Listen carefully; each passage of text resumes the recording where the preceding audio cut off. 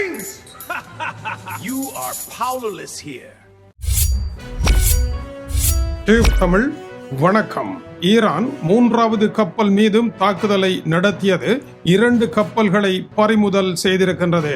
ஈரானுடைய ஒரு கப்பல் மீது தாக்குதல் நடத்தி அதை பறிமுதல் செய்த அமெரிக்காவிற்கு 2 கப்பல்களை பறிமுதல் செய்து 3 கப்பல்களை தாக்கி ஃபயர் அண்ட் ஃபியூரி என்று கூறப்படுகின்ற டொனால்ட் ட்ரம்பினுடைய நெருப்பும் புகையும் என்கின்ற மிரட்டும் தாக்குதலை ஒன்றுமே இல்லாத புஷ் வானமாக மாற்றி இருக்கின்றது ஈரான். இந்த நெருக்கடியான சூழ்நிலையில் குழம்பிய குட்டையில் மீன் பிடிப்பதில் ஈரானுக்கு இணையானவர்கள் எவரும் இல்லை என்று டென்மார்க்கினுடைய படைத்துறை ஆய்வாளர் பீட்டர் வீகோ ஜேக்கப்சன் தெரிவிக்கின்றார். இதுபோல டென்மார்க்கினுடைய இன்னொரு படைத்துறை ஆய்வாளரும் டொனால்ட் ட்ரம்பினுடைய சருகல் குறித்த மதிப்பீடுகளையும் அவருடைய பலவீனத்தை எப்படி ஈரான் கண்டுபிடித்தது என்பதையும் விளங்கப்படுத்தி இருக்கின்றார்கள். இந்த கப்பல்கள் மீது எதற்காக தாக்குதல் நடத்தினீர்கள் என்பதற்கு ஹோர்முஸ் நீரிணையை தாண்ட முயன்றார்கள் என்று ஈரான் கூறியிருக்கின்றது. முதலாவது கப்பல் ஓமான் கடற்கரை ஓரமாக பிரிட்ஜ் என்கின்ற கப்பல் தாக்குதலுக்கு உள்ளானது. கப்பல் எரிந்து சேதமடைந்து ஓட இயலாத நிலையை அடைந்திருக்கின்றது. இது பறக்கும் பறவையினுடைய காலை முறித்தது போன்ற வேலை. இரண்டாவது கப்பல் ஈரானுடைய கடற்கரை ஓரமாக தாக்குதலை சந்தித்தது. மூன்றாவது கப்பல் கோர்முஸ் நீரிணையை கடக்க முயன்ற பொழுது தாக்குதலுக்கு உள்ளாகி இருக்கின்றது. ஈரானுடைய புதிய எச்சரிக்கையின்படி அமெரிக்காவினுடைய எஞ்சி இருக்கின்ற தளங்கள் அனைத்தும் மத்திய கிழக்கில் தாக்குதலுக்கு உள்ளாகும் என்று கூறியிருக்கின்றது அமெரிக்க படைகள். ஜோர்டான், ஈராக், சிரியா போன்ற நாடுகளிலும் இருக்கின்றன. அனைத்து இடங்களும் ஒட்டுமொத்தமாக தாக்குதலை சந்திக்க போகின்றது என்று கூறியிருக்கின்ற ஈரானுடைய மிரட்டல் அமெரிக்க அதிபரினால் இப்பொழுது போரை தொடங்க முடியாமல் இருக்கின்ற ஒரு சூழலில் ஏற்பட்டிருக்கின்ற இடைவெளியில் நடைபெற்று கொண்டிருக்கின்ற கச்சிதமான சூதாட்ட விளையாட்டு என்று நிபுணர்கள் தெரிவிக்கின்றார்கள். இது குறித்த நிபுணர்களினுடைய கருத்து என்ன? பீட்டர் வீகோ ஜேக்கப்சன் டென்மார்க்கில் இருந்து.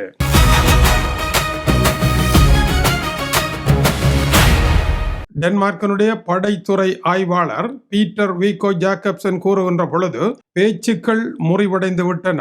இருவரும் கைகுலுக்க முடியாத அளவிற்கு வெகு தொலைவிற்கு சென்று விட்டார்கள். டொனால்ட் ட்ரம்ப் யுத்த நிறுத்தத்தை நீடிப்பு செய்தமைக்கான ஒரே காரணம் அவரை பொறுத்தவரையில் அவர் வெற்றி பெறுவதற்கான ஒரு சிறந்த பேச்சுவார்த்தை தீர்வை கைப்பற்றுவதற்கான வாய்ப்புகள் கை நழுவி போயிருக்கின்ற நிலையில் யுத்த நிறுத்தத்தை நீட்டிப்பு செய்வதை தவிர அவருக்கு வேறு வழி இல்லை.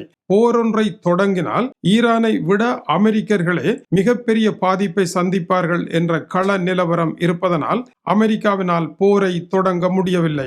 போரை தொடங்குவாராக இருந்தால் அமெரிக்காவிற்கே சேதங்கள் அதிகம் வரும். அமெரிக்காவினுடைய வளங்கள் சேதமடைந்து எரிந்து நாசமாகும். அதைவிட உயிர் சேதங்கள் விண்ணை தொடும். இத்தகைய ஒரு ஆபத்தான இடத்திற்குள் அடுத்த கட்டமாக படைகளை நகர்த்தி செல்வதற்கு டொனால்ட் ட்ரம்ப் பலமாக யோசிக்கின்றார். இந்த யோசனை தான் ஈரானுடைய இப்போதைய தாக்குதல். இந்த இடத்தில் ஈரானை தாக்கினால் காட்டு தீயாக அந்த தீ மாறிவிடும். இதுதான் ஆபத்து. பெட்ரோல் விலை உயரும். அமெரிக்க மக்களினால் அந்த விலை உயர்வை தாங்க முடியாது.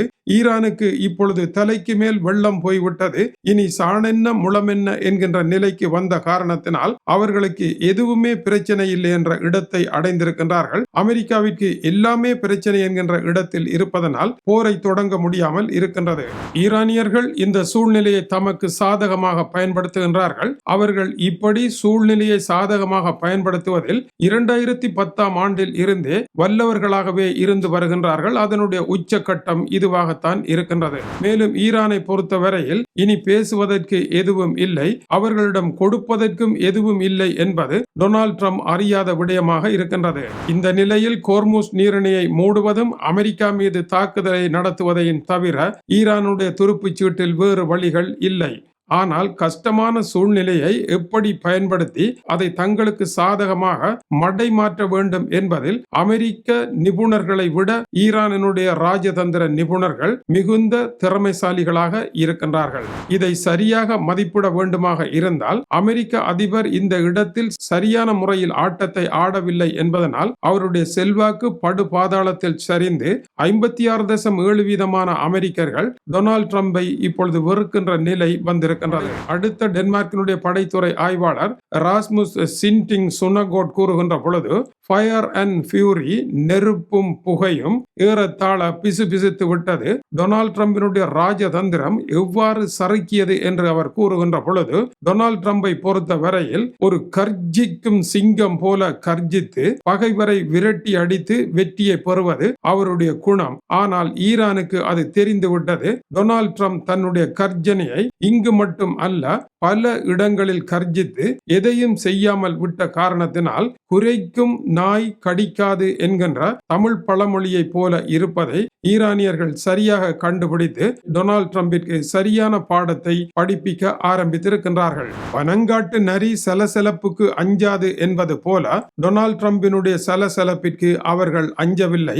சிலுசிலுப்பு பெரிதல்ல, பணிகாரம்தான் பெரிது என்ற நிலைக்கு வந்து அவர்கள் தங்களுடைய போரை முன்னெடுத்திருக்கின்றார்கள் என்பது இதனுடைய கருத்தாகும். டொனால்ட் ட்ரம்ப் யுத்தத்தை தொடங்குவாரா இல்லையா என்பதுதான் இந்த ஆட்டத்தினுடைய பிரதான சூத்திரமாக இருந்தது. டொனால்ட் ட்ரம்ப் யுத்தத்தை தொடங்காமல் பின்வாங்கி யுத்த நிறுத்தத்தை மேலும் நீட்டிப்பு செய்த பொழுது ஈரான் அவருடைய பலவீனத்தை கண்டுபிடித்து விட்டது. அமெரிக்கர்கள் போர் புரிவதற்கு தயாராக இல்லை. எனவே நாங்கள் போரை ஆரம்பிப்போம் என்று ஈரான் ஆரம்பித்து விட்டது. அமெரிக்காவினால் போரை தொடங்க முடியாமல் இருக்கின்றது. இதுதான் ஈரானுடைய தந்திரத்தின் வெற்றியாகும். டொனால்ட் ட்ரம்பை பொறுத்தவரையில் ஒப்பந்தம் ஒன்றை தொட்டு அதை வெற்றியாக்கி, ஆஹா ஓஹோ நான் வெற்றி பெற்று விட்டேன் பாருங்கள் என்று அமெரிக்க வாக்காளர்களுக்கு சொல்லுவதற்கு ஆசைப்பட்டார். இவருடைய ஆசை இதுதான் என்று அவர் குடிக்க வந்த பால் கிண்ணத்தை தட்டி ஊத்தி இருக்கின்றது ஈரான். இதனால் அமெரிக்க அதிபர் இப்பொழுது என்ன செய்வதென்று தெரியாத நெருக்கடிக்கு ஆளாகி இருக்கின்றார். ஈரான் 3 கப்பல்களை துணிந்து தாக்கி இருப்பது டொனால்ட் ட்ரம்பினுடைய போருக்கான கைகள் கட்டப்பட்ட நிலையில் இருப்பதை அவர்கள் கண்டுபிடித்து விட்டார்கள் என்பது இதனுடைய கருத்தாகும். டொனால்ட் ட்ரம்பினுடைய அமைதி ஹோர்முஸ் நீரிணையில் ஈரானினுடைய கரங்களை பலமடைய வைத்துவிட்டது. இதுதான் இதுவரையான நிகழ்வுகளாகும். இதனுடைய சரிவு எப்படி அமெரிக்காவில் பாதிப்பை ஏற்படுத்தி இருக்கின்றது என்பது அடுத்த செய்தியில் வருகின்றது. தொடர்ந்து இணைந்திருங்கள். சூடான செய்திகள் வந்து கொண்டிருக்கின்றன. இது டியூப் தமிழனுடைய உலக செய்திகளுக்காக டென்மார்க்கில் இருந்து கீசே துரை. வணக்கம் உறவுகளே. Break these chains! You are powerless here.